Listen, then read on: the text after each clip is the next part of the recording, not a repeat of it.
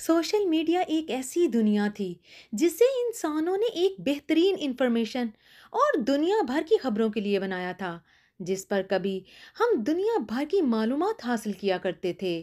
آج سے تقریباً اگر ہم 20 سال پیچھے نظر دوڑاتے ہیں تو یہ سوشل میڈیا ہماری بہت ہی بڑی جان پہچان تھا، جو کہ بہت ہی سادہ ہوا کرتا تھا، جہاں دن کا آغاز دعا کے ساتھ شروع ہوا کرتا تھا اور قرآن کی دعا کے ساتھ ہی اختتام ہوا کرتا تھا۔ تب ایسے حادثات کا تصور بھی نہیں کیا جا سکتا تھا۔ آج ہماری مسلمان لڑکیاں جو ٹک ٹاک پر ایسا کانٹینٹ بنا رہی ہیں جس میں کچھ تو انتہائی نامناسب، مگر چند ایک جو ان میں سے بہتر ہیں۔ ثنا یوسف، جس کی ناحق اسی سوشل میڈیا کی وجہ سے جان چلی گئی۔ دوستو، آج سے کچھ ہی دن پہلے اسلام آباد G13 میں ایک عمر نامی لڑکا جو کہ انتہائی غصے سے بھرا ہوا ثنا کے گھر پہنچا اور گولیاں مار کے ثنا یوسف کو قتل کر دیا۔ عمر حیات فیصل آباد سے تعلق رکھتا تھا، جس کی فیملی ایک مڈل کلاس فیملی تھی، مگر یہ اپنے آپ کو امیر دکھانے کی کوشش میں رہتا تھا۔ سوشل میڈیا پر اس کے کئی تصویریں ہیں جو کہ مہنگی گاڑیوں کے ساتھ ہیں۔ عمر ایک نہایت ہی نکما لڑکا تھا اور کوئی بھی کام نہیں کرتا تھا۔ جو جرم اس نے کیا ہے اس سے تو یہ انتہائی سائیکو قسم کا انسان لگتا ہے۔ کچھ ہی عرصہ پہلے اس نے سوشل میڈیا پر ثنا یوسف کو جانا تھا۔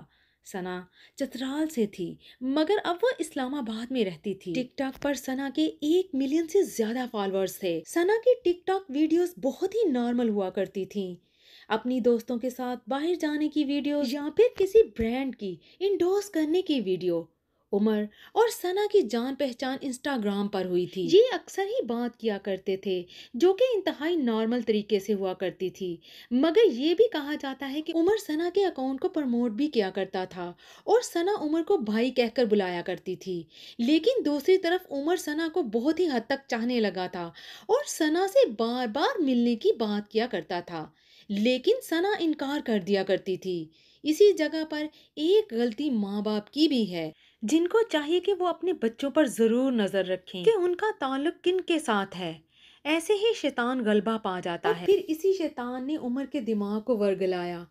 اسی طرح وہ انتہا پسندی کی طرف بڑھنا شروع ہو گیا۔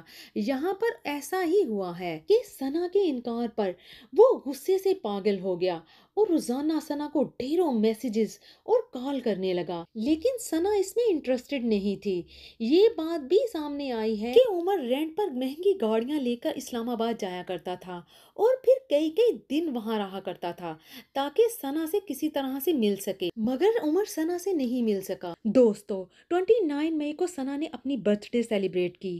اس کی ویڈیو اس نے ٹک ٹاک پر اپلوڈ بھی کی۔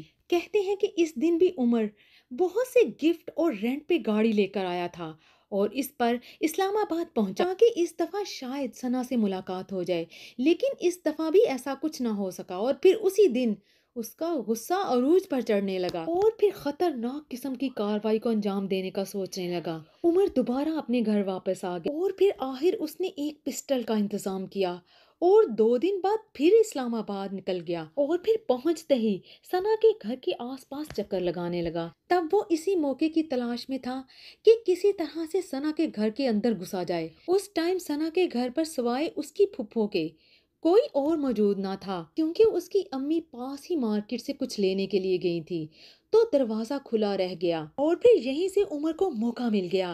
یہ گھر کے اندر گھسا اور ثنا کی پھپھو سے غصے سے پوچھا کہ ثنا کہاں ہے۔ پھپھو کے نہ بتانے پر وہ خود ہی ثنا کو ڈھونڈنے کے لیے اس کے کمرے تک پہنچ گیا۔ اندر پہنچنے پر اس کی پھپھو نے اس کو بہت ہی سمجھانے کی کوشش کی اور ثنا عمر کے لیے پانی لینے جا رہی تھی کہ آرام سے بیٹھ کر ٹھنڈے ذہن سے بات کرتے ہیں، لیکن عمر کا غصہ 7ویں آسمان پر تھا اور ہاتھ میں گن بھی تھی اور اس نے اچانک ہی ثنا کے سینے پر گولیاں چلا دی اور پھر اسی ٹائم فرار ہو گیا۔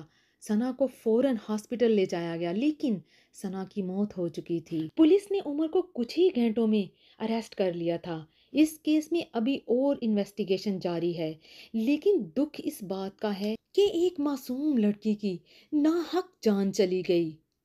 اب یہ جرائم دن بہ دن بڑھتے ہی جا رہے ہیں۔ اللہ تعالیٰ سب کو اپنے حفظ و امان میں رکھے، آمین۔